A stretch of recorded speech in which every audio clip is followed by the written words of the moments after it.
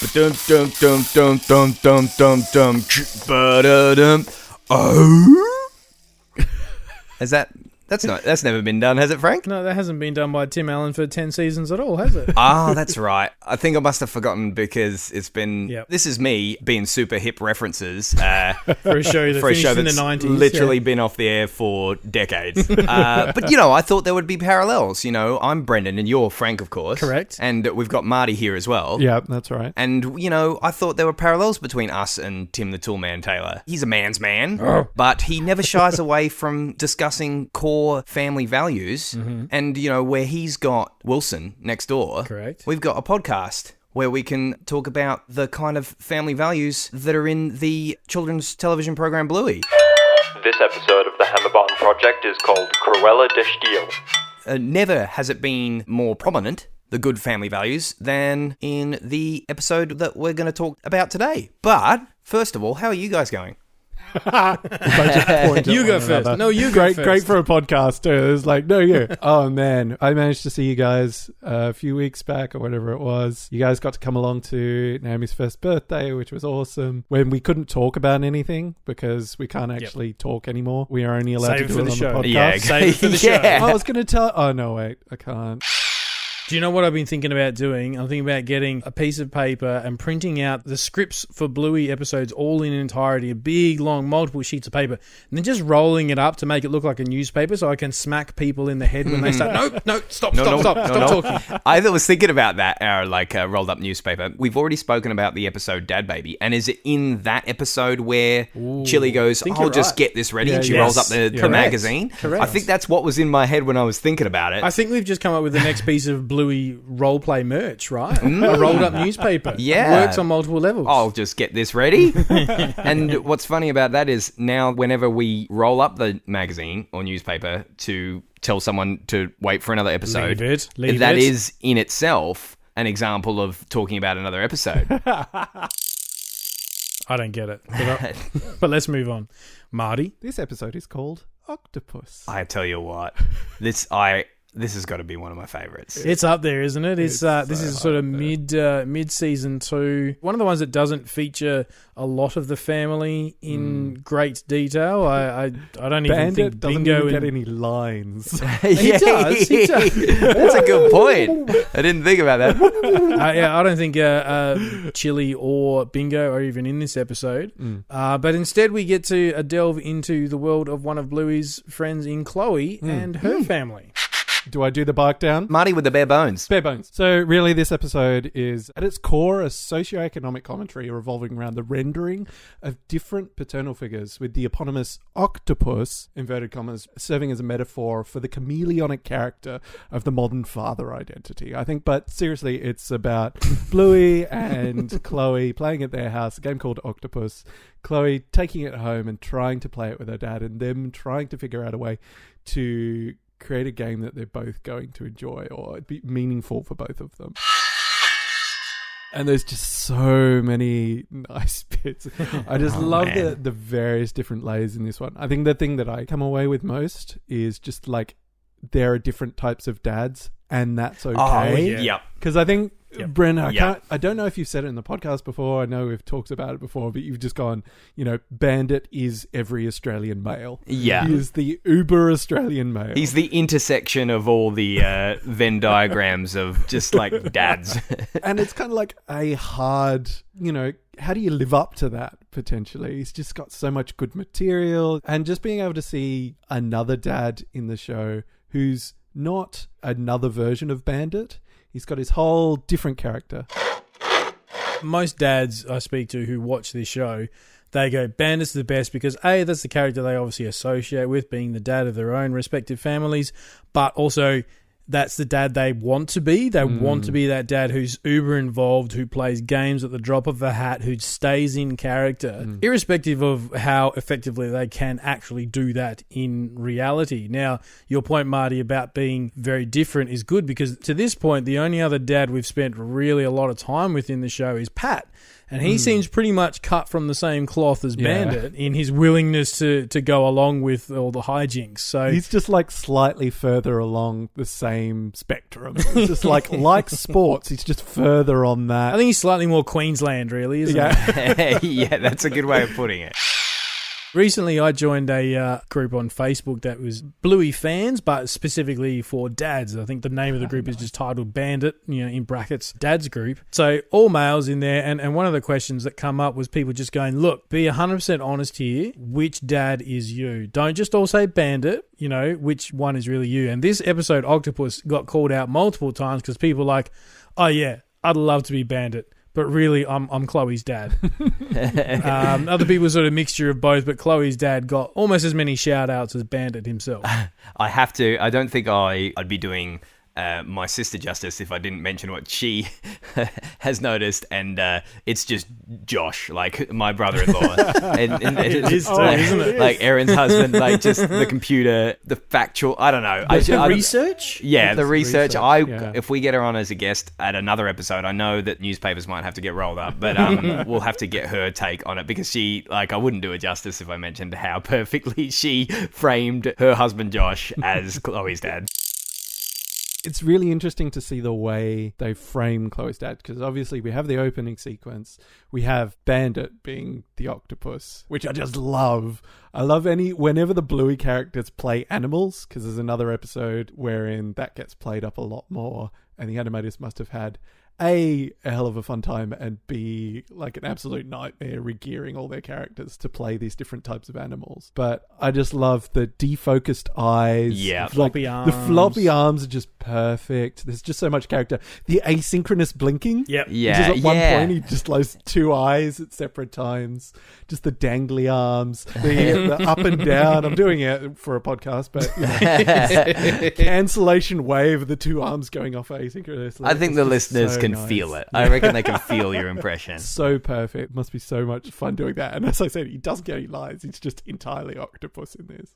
You nailed it when you said it's about just different kinds of dads. And, that can be difficult sometimes. And Chloe's really a little bit disappointed when the game isn't exactly what she thought it was to begin with, exactly how she played it with Bluey. And she said, she says outright to her dad, you're not as fun as Bluey's dad. Or if that weren't my what was altered Willie's whimper moment, for the wrong reasons, there are others that are for the right reasons. No, that just hits you right in the heart because, Chloe's right. They are different, and some personality traits might seem more attractive at different times. But what's good is they end up it is just an episode about celebrating horses for courses or octopuses for courses, I suppose. I think it's about finding your own style as a parent. Yeah. Like anyone who's watched this show goes, I want to be like Chili as a parent, that is, and I want to be like Chili or I want to be like Bandit. Do you know what? There's other options out there sort of thing. So it's about finding a style that works for you and your kid, which Chloe's dad does, obviously, throughout this episode. Do we actually find out his name in this episode, or did I miss that? No, I don't think it's there. Just Chloe's dad. I don't know, but this is a good opportunity to start doing something I was thinking of during the week because, often we'll hit a bit of a wall and we don't know the answer to a question. So who knows this show better than the kids that it's originally designed for themselves? So I might ring up one of my nieces and nephews right now and see if they know if Chloe's dad has a name and what it is. I might try Kaylee this week. Is that cool with you guys? All right, do it. All right. Hi, Uncle Brendan. Kaylee, on Bluey, Chloe's dad, does he have a name? If so, what is it? Well, according to the Bluey Wiki, he's only known as Chloe's dad for now, but I can tell you that he is voiced by Francis Stanton from the Bluey animation department. Yeah, of course. Yes, how did I miss that? Yeah, no. Thank you. Anytime. Bye. Well, there you go. There it is. Simple. The other thing I love about this episode, we talked about the animation and how the characters are made to look like Octopus. Also from a design, I guess, point of view, the house of Chloe is very, very square and very right-angled. When you think of and it's probably not one of these things you notice straight away. I know Marty would have noticed it, so I thought I'd jump in here and steal this. But the house, everything from the furniture, the window, there's a little what looks like a Japanese garden type thing with square stepping stones through it. All very square, all very right angles. Some of the things I noticed, there is a chessboard on the coffee table. Mm-hmm. There's what looks like a degree of some sort of mounted on the wall. Mm-hmm. Even a bonsai tree that's sort of sitting on the shelf behind in the background. And all these little things which you may not even take in the first time. Just whereas the Keeler household is very rounded, they've got the ornate things sitting above the doors and all this sorts of thing. This is great, subtle, hey, this is a very different household kind of deal. And it's really perfect for their characters because, I mean, we've spoken about the Hammer Barn episode before. They talk about the house and how the house has got character, you know, and it's a little bit more, it's not as clinical as Chloe's house, but that's the same as their approaches to play. Like, Bandit is all character without any research, and Chloe's dad is like, has a really clinical approach to the facts of what world he wants to be playing in. Now, there are a bunch of things about the house. Come on, we've said them all, Marty. There can't possibly be any more. Marty's just fired up that he didn't get to introduce it. You have just gone past some of the... I'm expecting IKEA names of the furniture in the house, just quietly. Okay, all right. What I want to talk about first is like the character development of Chloe's dad. So the first thing we get is they're driving home in the SUV with the leather interior and the classical music. And we go, oh, that's a good way to learn about animals, which I think it's a classic trope of the parent who only lets their kids do things that are like educational. I can't remember the different places where I've seen that. The only one I can think of off the top of my head is the Simpsons episode, the other kid they go to and they're making anagrams out of people's names and stuff like that. All right, then we get to the house. Did you notice what the number on the house was? 101. Which is, of course, a reference to... Binary. What type of dogs are they? Dalmatians. Well done. To be honest, I didn't get that. I had to find that out on the internet because I was looking at the house and I'm like, surely there's something about where this house is from. The really funny thing is the other stuff I did notice and figure out the first time. What sort of job does Chloe's dad do? He's a drawer. Like there's a drafting board or something. There's a drafting board. Yep. He's an architect. Now, the reason you can tell is on the opposing wall, there is a poster from the early 20th century, Stijl, so the style movement. It's such a deep cut for a kid's show. Man. I could not believe this. So Stijl is based around like black and white, usually vertical and horizontal lines with yellow and red and blue. So you might have seen something like that around. It was a movement about bringing things back down to its most basic features. So it's very, very sort of classical architectural theory. And so there's a poster on the side. It's got bone motifs in it and these sort of minimal colors. That blew my mind. Oh, man. That is one deep buried bone. That right is there. Incredibly deep. Oh, man, like I needed the episode to get any better. So I'm like, I got to find out more about this house. There's actually a good tweet out there from, I think his name's Costa, the art director for the series, basically going, this week's episode is called Octopus. Whether it's directly influenced or not from the Parasite house. If you look at them side by side, there are sort of similar elements. Parasite from the movie? Yeah, the movie Parasite. Oh, wow. Okay. Yeah, this very sort of modernist style home with all the rectilinear features that Frank's talking about. And the other thing, sorry, I'm monologuing here, but the other thing that really got me with this, and you guys are talking to it, like the difference in families, is that experience when you're a kid of going to different houses and you're just like, you're not aware of it yet, of just like socioeconomic differences. Yeah. And I make the joke at the top, like I usually do, but there is an element to going to somebody else's house and going, wow, your TV's really big and the carpet's really nice. Yeah. I didn't realize, or just not even being super aware of it. It's just like, wow, how do you have both of the good new video game systems? You're a cool friend to have. That is a really good for real life moment because, I did have, you're right, it wasn't until looking at it retrospectively, like years later, noticing the differences in my childhood friends. They were just, at the time, they were just like, this guy had 2 Nintendos and this guy didn't have any. And it was just like, okay, that's just how it is. Yeah, but we're just friends and we go to school. We're just friends. And then, it's only looking back that I noticed that obviously these people were in that bracket. And One of the other things about the house, which sort of leads us back into the story, is the fish tank. Yeah. And just the way that gets used. Yeah. You know, obviously it's about octopi and that whole part of the story. And the key moment with me of the fish tank is when Chloe's gone, you know, a bit upset. You're not playing it right, because he's trying to play it according to, you know, logic. So he goes, oh, okay, you're not as fun. He goes back into the other room and sits down at his computer, and your heart's breaking at that point. You're like, oh, he's just gone back to work or something. Yeah, like because that. you don't see what he's Don't doing. see what is on the screen. And then your heart shatters into infinitesimal pieces when you go in there and you realize that's got to be Brendan's moment. When you realize he's looking at octopus things. There's so many. And that is just definitely one of them. Just the fact that he's going back into his safe space, which is the first time I saw this, I didn't realize it was an architect. I was thinking like some sort of programmer, computer, you know, developer sort of thing. That's his safe space. That's how he deals with the world. That's how he tries to find out about stuff. And just having him go back to the computer and just be sitting there, but trying to use this to interact. It's a learning opportunity for him and Chloe, yeah. Oh man, my heart sings whenever I see examples of the show is full of them, but kids just talking about their feelings and dealing with feelings. I feel like maybe it's just because I'm an optimist, but I feel like You're an octopus? Yeah. Octopi, Marty. Oh, sorry. Oh, this is a sidebar. Is it a good idea to point out that octopus is actually from Greek roots? So the plural of octopus isn't actually octopi.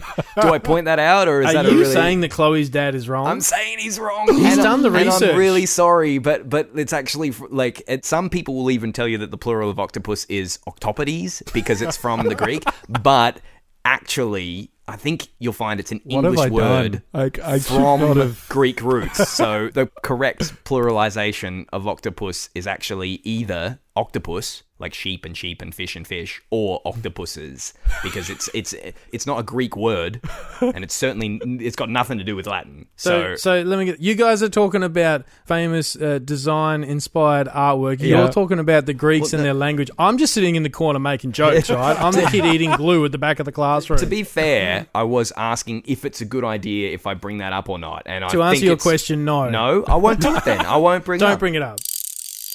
I am sorry, but octopi is a hypercorrection. Please continue with your original thought, Brendan. I have officially forgotten what it was. Okay, good. All right, so regardless of what it's called, this octopus, can it be poison and electric? And this is probably one of my favourite parts of the episode. You begin to realise what Chloe and her dad are learning through this, and then Bluey comes over and, oh yeah, let's play octopus. I know how to play this. And then she's just, what's that? Chloe's dad throws the ink at her and she's like, he did what? Well, I didn't know that. Exactly. She's learning at the same time and having an absolute blast doing it. And when it gets into this game, I'm just getting incredible like D&D Pokemon vibes when things are like, oh no, that's a particular type of thing. We have to these particular values and stats. Yeah.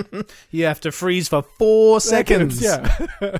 I remember what my original thought was, and it was just the fact that they get that moment, and Chloe gets that, even though she's upset him, she gets that moment to talk to her dad about her feelings. Yeah. And they not only is the episode about different kinds of dads, it's also about just different ways of communicating? Yeah, different ways of communicating. They get an opportunity to say, oh, that's funny because I feel like when you say this, I feel like this. Oh, well, when you said that, I feel like you were telling me off. Oh, well, how about we don't do that? And I love that it's Chloe's suggestion to say, this octopus can. It's not just not doing something, it's doing something else. Yes, absolutely, man. Absolutely. And what else I love, not only do they come to that conclusion and they have that achievement, but when Bluey comes over, like you were saying, Frank, because she's such a good kid, she gets to celebrate that different thing as well.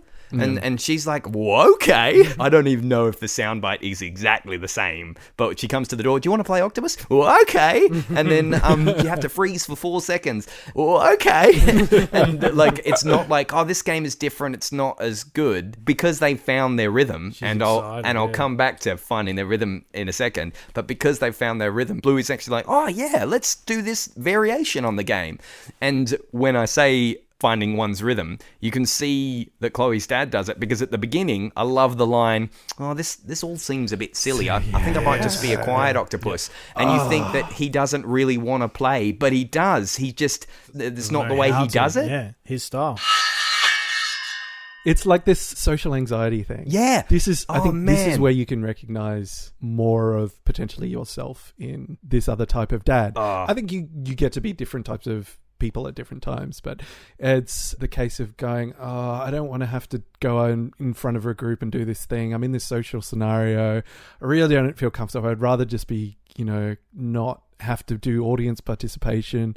I'm not that guy who's always just going to be the best at this sort of, standing up in front of a group, making people laugh, having fun with it. So I so appreciate that. And it's like, it's not the fact that it's what she's suggesting it's silly, it's that he feels silly doing it. He feels silly doing it. To begin with, because it's not his way. It's not accurate. But what I love is by the end of the episode, he's on bandit level.